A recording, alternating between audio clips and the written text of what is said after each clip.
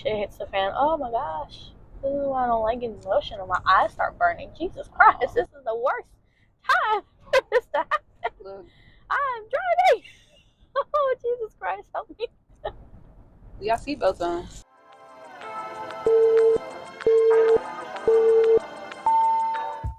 We believe marriage teaches us more about ourselves than we would ever find by only viewing ourselves from a distorted lens. Don't believe us? Stay tuned if you dare to form a different opinion about yourselves from each episode. This is Unfrequent Talks with Jenny and Aaliyah.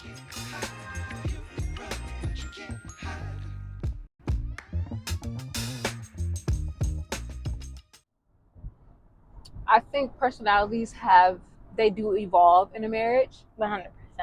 And I speak for myself because my personality, and I feel like the personality shifts because of the trials and tribulations you go through in a marriage. Like it kind of alters it a little bit. Mm-hmm. And I think that's what's happening now with me. Like I feel like my personality is shifting from its default position in like the beginning stages of our marriage, where I was kind of really feeling like everything had to be taken care of by me, right, and for us. And now I'm starting to see that I don't have to do everything myself. Like I don't see you in that vein anymore of like having to take care of you and myself. Now I see it as we take care of each other. And that's helping me because I'm able to kind of relax my shoulders, breathe, take in the moment and be present. Because when I had that personality type, I feel like I wasn't really present in life. I was always looking ahead. And I feel like in recent time, especially this year, I've been really present. And it's kind of scary because you don't realize how much you aren't present in your life until you actually decide to do that. Because it's a decision. Like, you don't just happen to be present. Like, you choose to be present. And when that shit happens, it's shocking me right now. I'm a little guarded because it's new. But yeah. That makes a lot of sense. I totally agree with you, though. Like, personalities are constantly evolving. Right. And I feel like it's so much more work trying to keep a personality than to just let it flow and let it grow. Right. I feel like it's so much work because it's so draining trying to constantly either think super, super positive about everything in this entire world or think super, super negative about everything in this world. It's exhausting of constantly like reminding yourself and your brain and stuff of the same things, the same thoughts, the same feelings, and the same emotions. It is like a never-ending merry-go-round. Yes. And that's a lot of work because then you just get dizzy. Yes. You keep going and going and going. And then it's like, it's a lot of work. Yeah. It's a lot of work. And not only that, but I think it's important too to talk about how, like, our environment and our thought process, both kind of go hand in hand, like affect our physical health. Oh yeah. Because if we're constantly daunting this, I don't know, negative personality, like it's gonna manifest itself in your health and one's health negatively. Right, correct. That's just my opinion. Yeah, but I mean, agree. It's been talked about, like, a lot of scientists, a lot of doctors always say, like, your environment and your thoughts do play some role, no matter how small and insignificant they may be on, like, paper. It plays a role in your physical health. Yeah, it's just like the book we read, Joe Dispenza, Breaking the Habit of Being Yourself. Yeah. Like, that book really highlighted a lot of the diseases people carry manifest from what's going on in their life, like mentally. So they're all like synonymous. They all work hand in hand in tandem. So it is always beneficial to take your disease serious and take care of yourself, but also look at your disease as a way of learning that something's going on in your life that is causing this and it needs attention.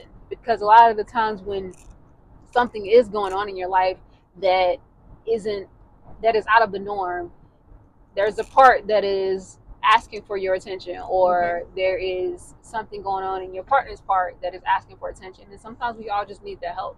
Yeah, absolutely. It's important to have that help, because in those moments sometimes like we can't help ourselves, and that extra boost, that extra help is what allows us to kind of recenter ourselves internally. So I think it's really important.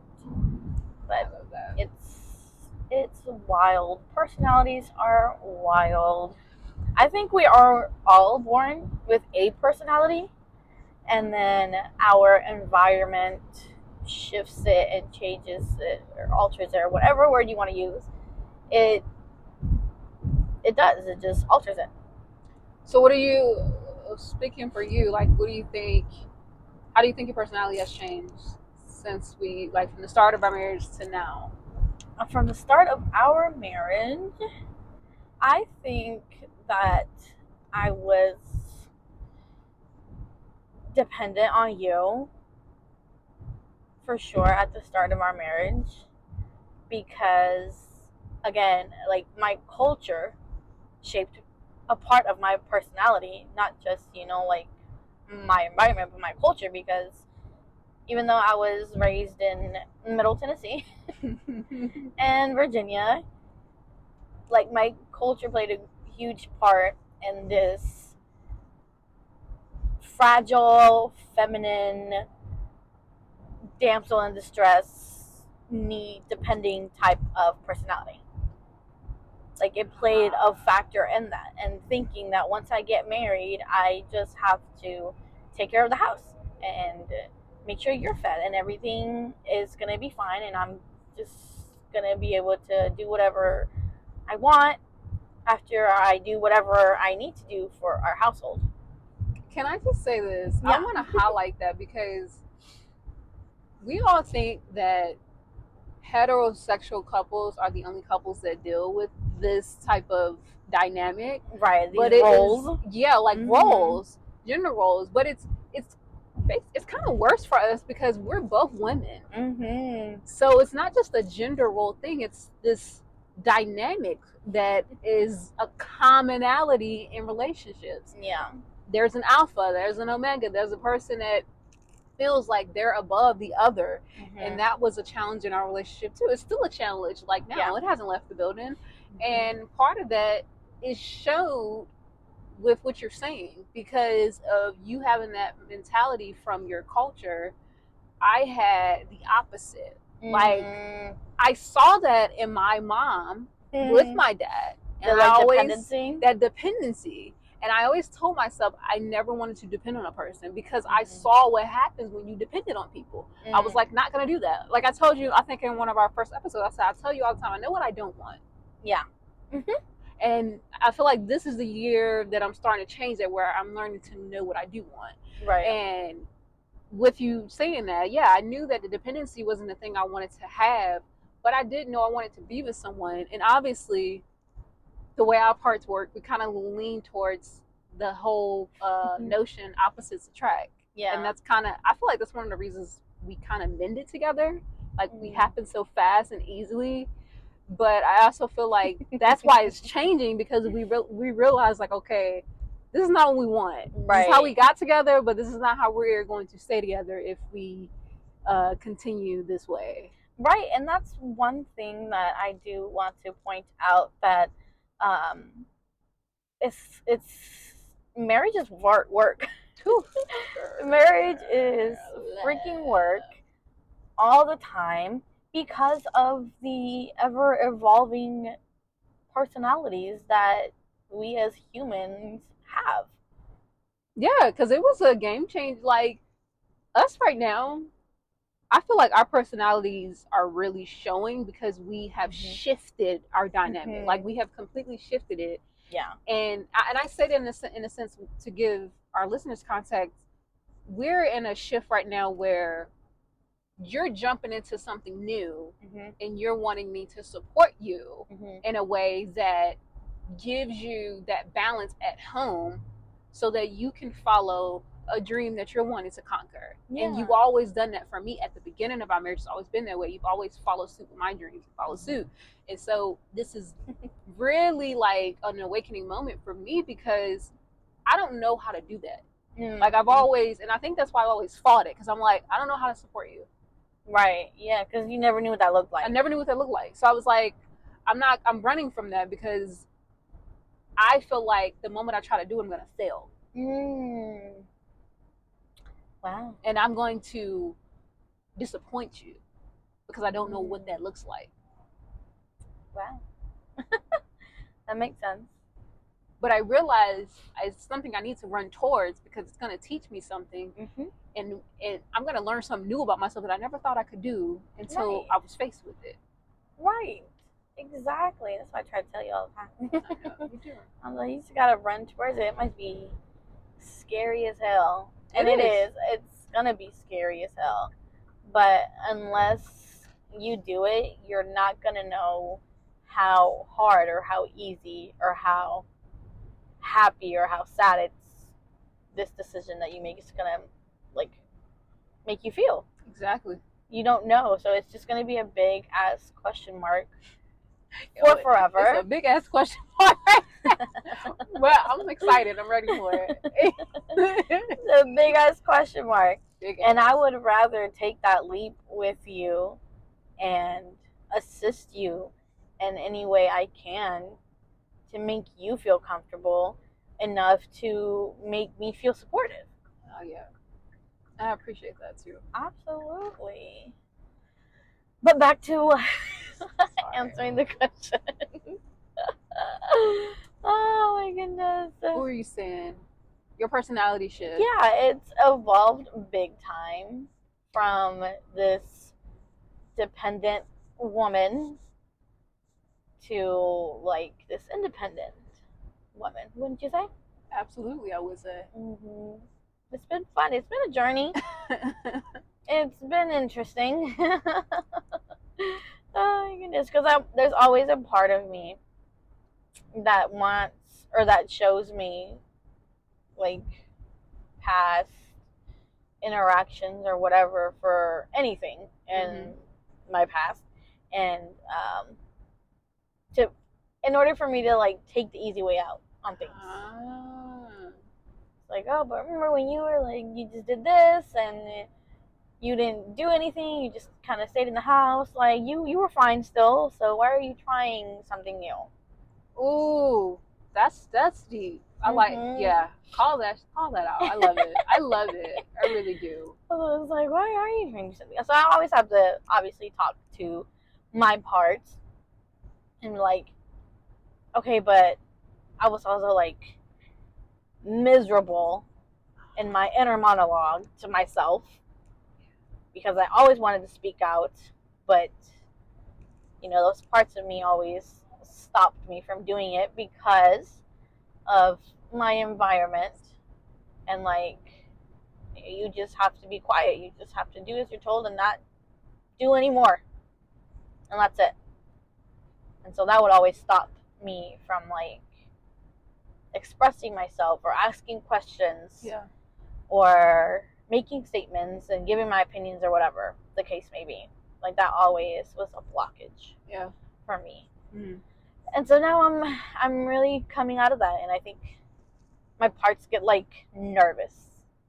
Parts like, and I think those are the parts that try to tell me like, what if you fuck up? What if you mess up? Yeah, I get that. I will oh say my god, what if you sound so dumb and people are gonna look at you like you're so dumb? I'm like, So taking the leap is scary. Taking the leap of change is so scary. But I'm proud of you. Thank you. Because it's starting to show that part of you that has been secluded and not speaking out on things. Like, I've always told you that was like one of the one of the main reasons I wanted to marry you so quickly, because you knew what you wanted.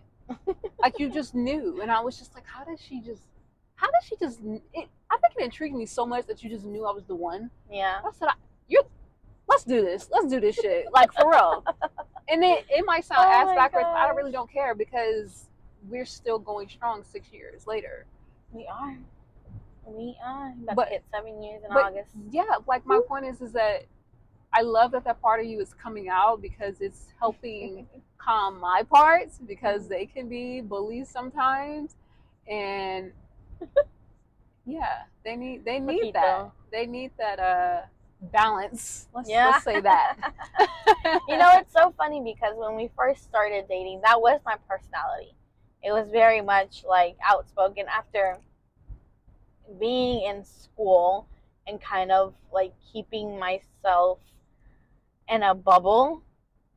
Yeah. And so after I graduated, I was able to kind of like really start to find my own. Yeah.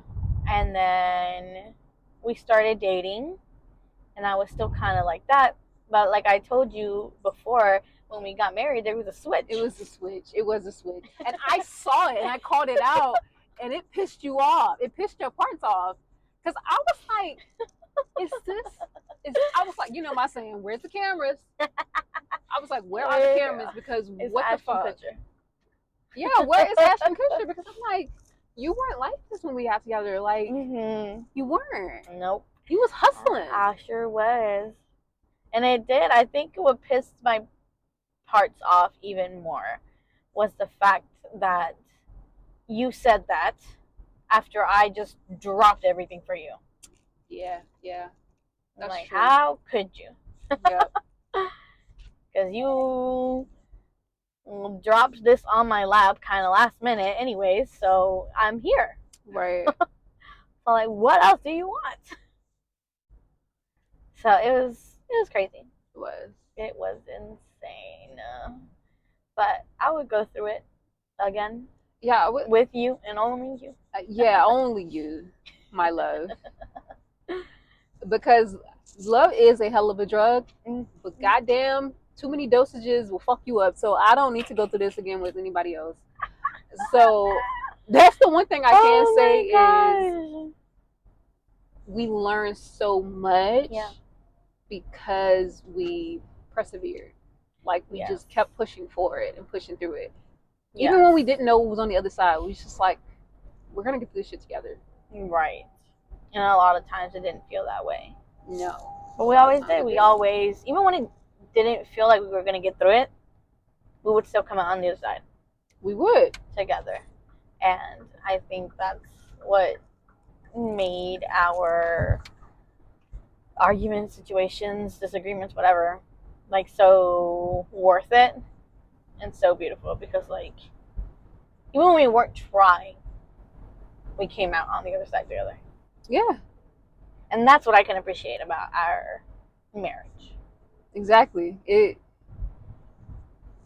I think what people don't, and it's something that's the other thing, and I don't think people tell people that are single or they're in a relationship and they're wanting to get out of it, whatever they're going through. No one prepares you, because you can't get prepared for something that you won't know how to get through it until you're in it. Yep.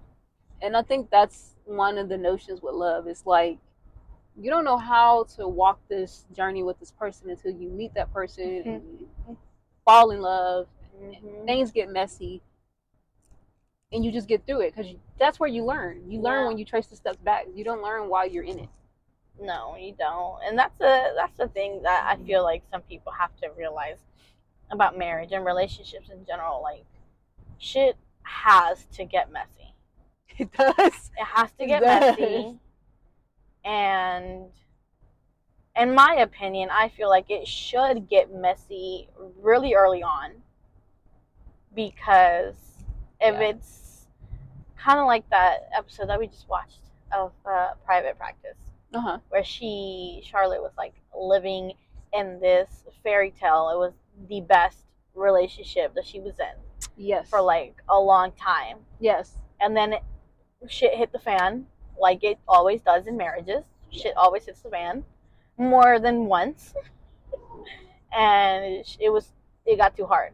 And she left. Yeah, and just left. So I feel like shit has to hit the fan. Stuff has to happen. I'm not saying that bad stuff has to happen. I'm not saying that anyone should put up with anything that's like unforgivable. Yeah, impeding on your health and your, Yeah, impeding on your physical and mental and emotional health. it's not worth it. No, it's not. But can you finish that story? Yeah, and she just ran away when times got hard. And now, well, not now, but like afterwards, after all was said and done, and she walked away, she still thought about it.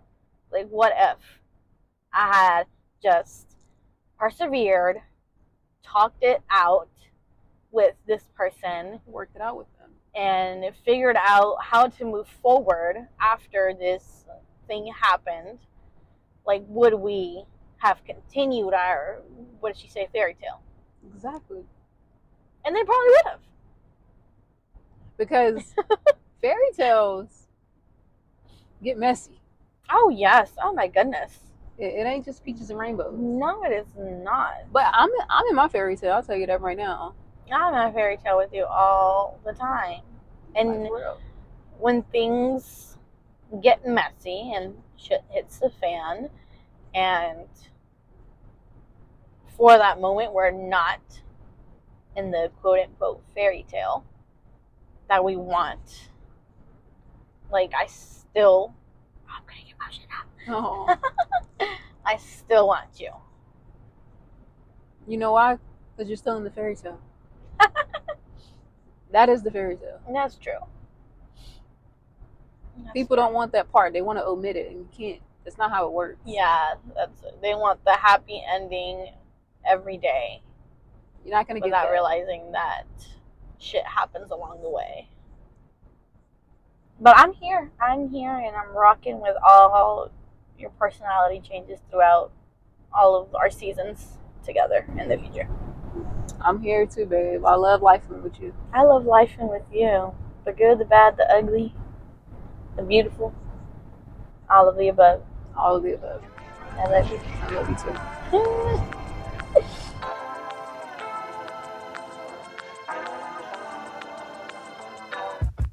In conclusion, You typing a paper? yeah, in conclusion, see footnotes. I haven't read the paper in so long. Oh my gosh.